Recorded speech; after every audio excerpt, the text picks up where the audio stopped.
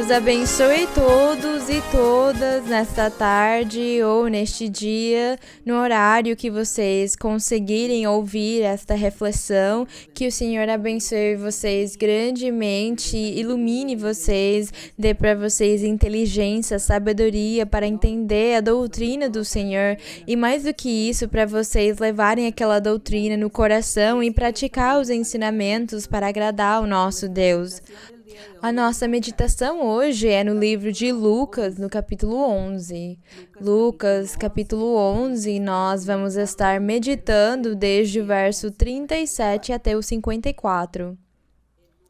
No livro de Lucas 11, no verso 37, o Senhor Jesus tinha se reunido com os discípulos dele, com as pessoas que nem sempre. E fala que um fariseu rogou para ele, pediu para ele que ele comesse com ele. Quer dizer que convidou ele para comer na casa dele, daquele fariseu. E entrando Jesus na casa do fariseu, fala que sentou-se à mesa. O fariseu, quando o viu, estranhou que não tivesse lavado as mãos antes de comer. O costume deles era lavar as mãos antes de sentar na mesa, era o ritual deles. E o Senhor, ele percebeu que ele achou estranho aquelas coisas. Então o Senhor falou primeiro do que o fariseu e falou para ele: agora, vós fariseus, limpais fora do copo e do prato, mas vosso interior está cheio de violência e maldade. Muito difícil para esse fariseu ouvir aquilo, porque ele convidou o Senhor que ele entrasse comer com ele, e o Senhor foi muito forte com a resposta dele, falando para ele que eles lavavam as mãos antes de comer, porque, segundo a lei, eles eram imundos, eles estavam imundos, mas eles não ficavam olhando o coração deles, e o coração deles estava muito mais sujo do que as mãos sujas, porque o coração estava cheio de ambições, de orgulho, de vaidade, de tantas coisas. E é por causa disso que o Senhor falava para eles. Ele estava dando uma ilustração para eles e falava: vocês limpam aquilo de fora do prato e do copo, mas e dentro? Como está o seu coração? Ele fala para eles: nécio, quem fez o de fora também não fez o de dentro? E fala para eles: porém, dai esmola do que tiverdes, e então tudo vos é limpo. Eles falam para ele: mas ai de vós, fariseus, que pagais o dízimo da hortelã, da arruda. O Senhor estava falando para eles que eles eram muito exagerados, dando o dízimo deles, por exemplo. Que a hortelã e a arruda são umas arvorezinhas, umas plantinhas muito pequenas, uma erva muito pequena que não tem muito preço nem muito valor. E que eles eram tão exagerados que eles davam dízimo até daquilo. E fala que de todas as hortaliças, mas que eles não enxergavam a justiça e o amor de Deus, eles desprezavam. Porque o Senhor estava criticando eles, porque eles tinham que dar esmola, eles tinham que ajudar os órfãos, a viúva, eles tinham que ajudar quem estava precisando. Tinham muitas pessoas pobres e eles não ajudavam em nada. E é por causa disso que o Senhor falava: vocês não estão limpos, vocês lavam o prato e o copo fora, mas dentro vocês deixam ele sujo. É desse jeito o coração de vocês. Vocês são exagerados, dizimando, dando um dízimo para todo mundo ver vocês, e todas as pessoas veem que vocês dão o dízimo até do mais mínimo das hortaliças, mas e a justiça? Praticar a justiça, que são as qualidades ou as virtudes que tem no coração. Aquilo vocês não fazem.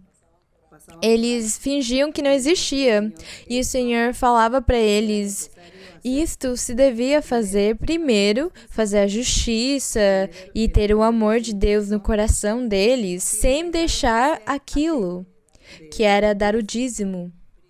Primeiro aquilo no coração e depois dar o restante, dizimar até o mínimo que se possa. E no verso 43, o Senhor ele aproveitou a oportunidade, o Senhor, para dar uma lição em todos os fariseus, porque os fariseus e os escribas naquela época, eles eram os mestres de Israel, os mestres, aqueles que ensinavam a doutrina, aqueles que faziam as traduções e interpretavam a lei no dia sábado, então chamavam eles de mestre, chamavam eles de rabi. As pessoas se ajoelhavam na frente deles, cumprimentavam eles de um jeito muito respeitoso e eles humilhavam muito as pessoas, eles se achavam bem orgulhosos do lugar onde eles estavam, eles se sentiam superiores. E eles ensinavam a lei e forçavam as pessoas a fazer a lei, submetiam elas, castigavam elas por não ter cumprido a lei, mas eles mesmos infringiam a lei, não cumpriam ela. E é por causa disso que o Senhor foi bem forte com eles e aproveitou para dar um ensinamento contra eles. E ele falou para eles: ai de vós, fariseus, que amais o primeiro assento nas sinagogas e as saudações respeitosas nas praças. Quando eles se reuniam nas sinagogas, eles pegavam as primeiras cadeiras. E nas praças, eles desejavam e procuravam que as pessoas cumprimentassem ele daquele jeito, que eram uns 20 minutos se ajoelhando na frente deles para cumprimentar eles. E continua o Senhor falando para eles: ai de vós, fariseus e escribas, hipócritas, que sois como sepulcros que não se veem, e que os homens andam por cima sem saber. E o que é um sepulcro? Fala que por fora os sepulcros eram pintados de branco e ficavam muito bonitos, mas dentro eles tinham ossos de uma pessoa morta que já tinha apodrecido pela pessoa morta. Mas fora eram bem branquinhos e bem chiques. E o Senhor falava: é desse jeito o coração dos fariseus, dos escribas. E no verso 45 fala que um dos intérpretes da lei lhe disse: mestre, quando dizes isso, também nos insultas. Quer dizer, estás falando conosco? E ele disse: ai de vós também, intérpretes da lei, porque sobrecarregais os homens com cargas difíceis de levar, mas vós mesmos nem com um dedo tocais as cargas. Era desse jeito que eles ensinavam a lei e eles julgavam as pessoas e condenavam elas. Era isso que eles faziam. E eles mesmos faziam os pecados, faziam os erros e não tinha ninguém para julgar eles. E no verso 47, ai de vós que edificais os sepulcros dos profetas, que vossos pais mataram. Então ele fala para eles: vocês são hipócritas, porque vocês estão edificando, estão celebrando e guardando e protegendo o sepulcro dos profetas, e vocês guardam eles num lugar especial, como se fosse um museu, o sepulcro dos profetas. Mas fala: quem mataram eles? Os pais deles. Os vossos pais mataram eles. Ele fala: até que ponto chega a hipocrisia de vocês protegerem e guardarem aqueles sepulcros como se fosse um museu, para que as pessoas vão olhar eles, observar eles e admirar eles. E no 48 fala: de maneira que sois testemunhas e consentidores dos atos de vossos pais, porque eles mataram os profetas e vós edificais seus sepulcros. Eles então, como eles eram intérpretes, eles ficavam ensinando para as pessoas que o profeta Isaías falou isso e aquilo. E o profeta Ezequiel falou aquelas coisas. E se vocês não cumprirem, então vocês vão ser julgados e condenados e castigados. Desse jeito, eles estavam edificando os sepulcros dos profetas, lembrando as profecias deles que aqueles profetas tinham dado, mas eles nunca cumpriam a palavra profética que Deus tinha falado por meio dos profetas dele. Mas eles forçavam as outras pessoas a cumprirem, porque senão eles iriam ser castigados. É por causa disso que o Senhor falava aquilo para eles, que eles estavam consentindo tudo que os pais tinham feito com os profetas, mas eles edificavam os sepulcros, ensinando a doutrina do profeta depois dos pais deles não terem acreditado e terem perseguido os profetas e terem matado os profetas por terem profetizado a palavra de Deus. E no 48 fala... No 49, por isso o Senhor Jesus falava, a sabedoria de Deus também disse, enviar-lhes-ei profetas e apóstolos, e deles a alguns matarão e a outros perseguirão. Aqui o Senhor estava falando também do evangelho dele, o Senhor falando que também no evangelho o Senhor ia mandar os profetas e os apóstolos, mas eles, os próprios judeus, os próprios intérpretes e fariseus, que eram os principais governantes lá, que eles também iam matar alguns e iam perseguir outros. E no 50 o Senhor falava para eles, para que se demande desta geração o sangue de todos os profetas que foi derramado desde a fundação do mundo.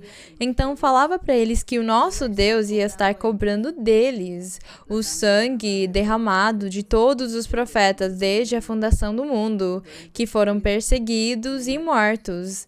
E fala que desde o sangue de Abel até o sangue de Zacarias, que pereceu entre o altar e o templo, sim, vos digo que será demandado desta geração. Então o Senhor aqui falava com eles ao respeito do castigo que eles iam ter. Além de que Deus tinha rejeitado eles como o povo de Deus e o povo de Israel, fala que o povo de Israel, o povo da Judá, eles foram rejeitados da presença do nosso Deus, e fala que Deus rejeitou eles como o povo dele, e que eles estavam rejeitados da glória de Deus, porque não tinha nenhum que fizesse a vontade de Deus. Por causa disso, o Senhor Jesus, quando ele veio, ele começou a pregar e ensinar, mas o Senhor Jesus ensinou claramente para esses principais, aqueles mestres que ensinavam e interpretavam a lei, ele falou para eles o que ia acontecer com eles no futuro. Que se eles, ouvindo aquelas coisas, tivessem se arrependido, com certeza algum deles talvez tinha se salvo daquilo, mas se eles não se arrependessem, eles iam ser condenados. O Senhor Jesus foi bem claro com eles, com essas pessoas, falando o Senhor aqui do reino dele, do reino dos céus, e falando aquilo que eles estavam fazendo na lei de Moisés. O Senhor queria que eles entendessem que eles estavam perdendo o tempo deles, porque eles não estavam cumprindo a lei e ninguém estava cumprindo a lei, mas eles estavam forçando as pessoas a cumprirem, levarem fardos que nem eles mesmos conseguiriam levar. Por causa disso, o Senhor falava no verso 52, ai de vós, intérpretes da lei, porque tirastes a chave do conhecimento, vós mesmos não entrastes e impedistes os que entravam.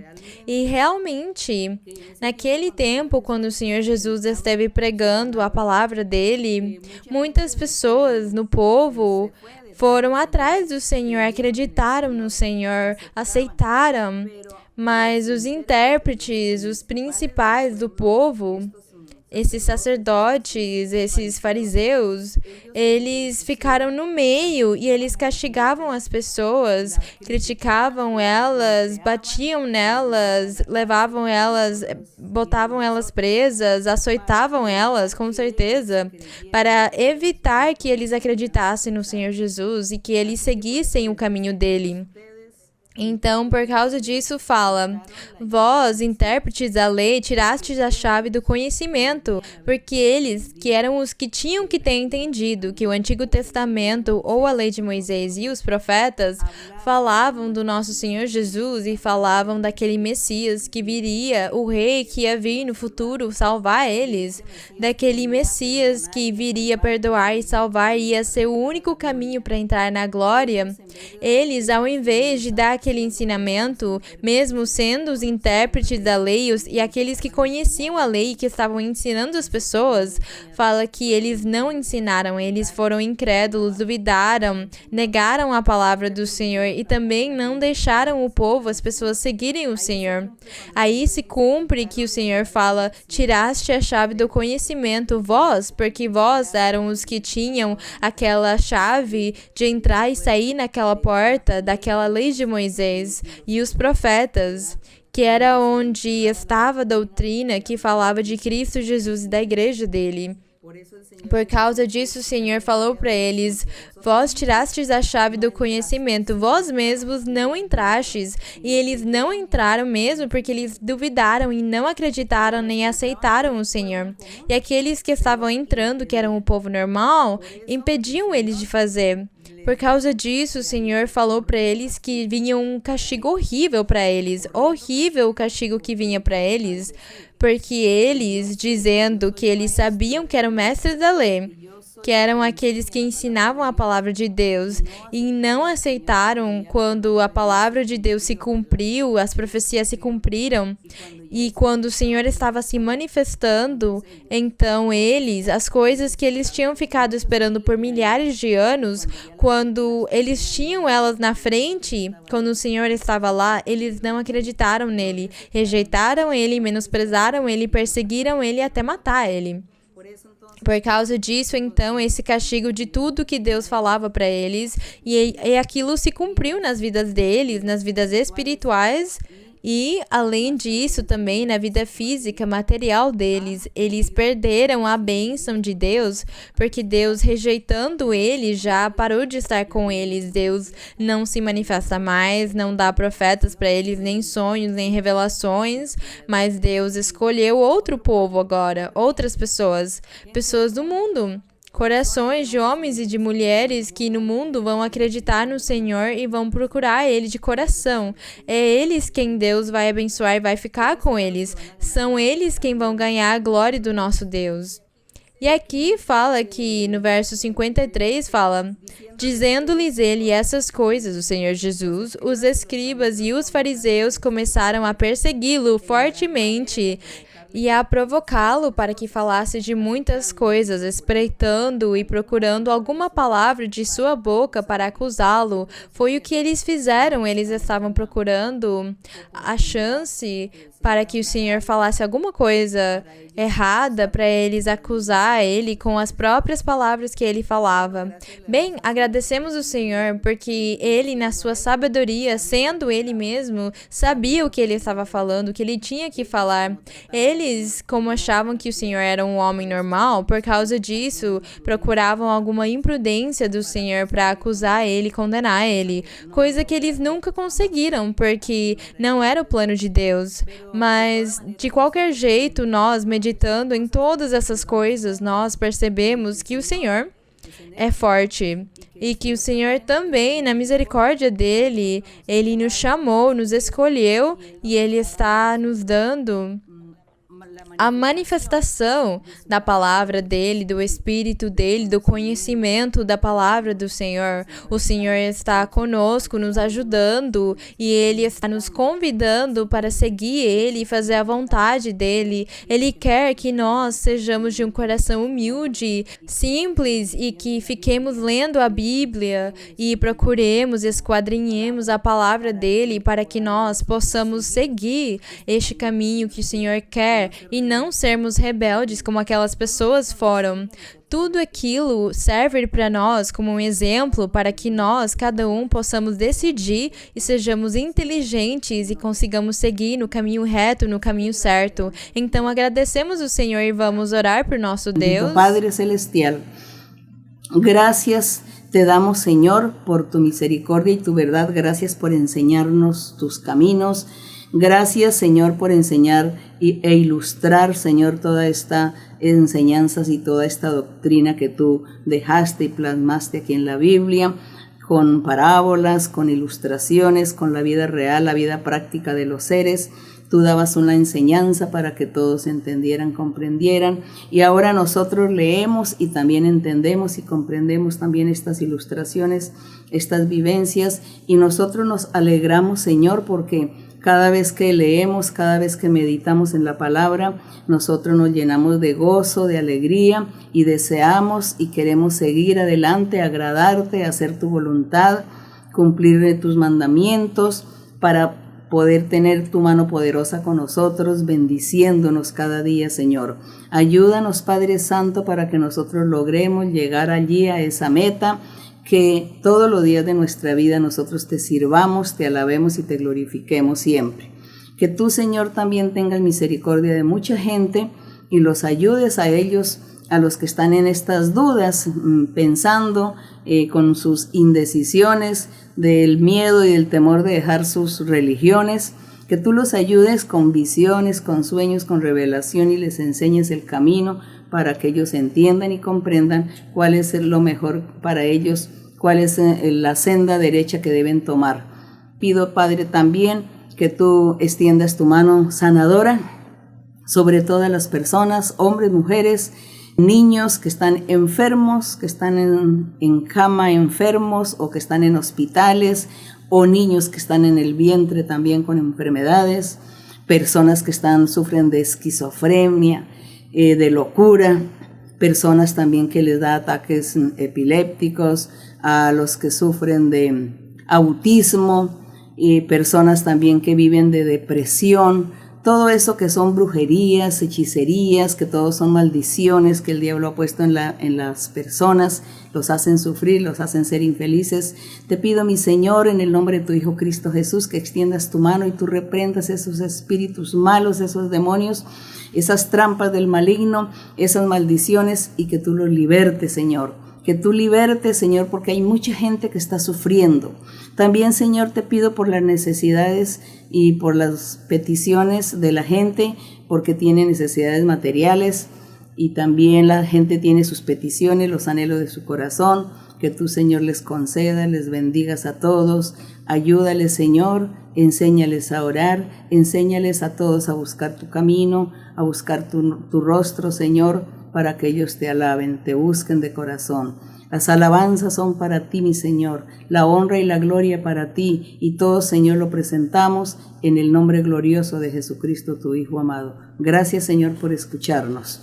La honra y la gloria sea para ti desde ahora y para siempre. Amén.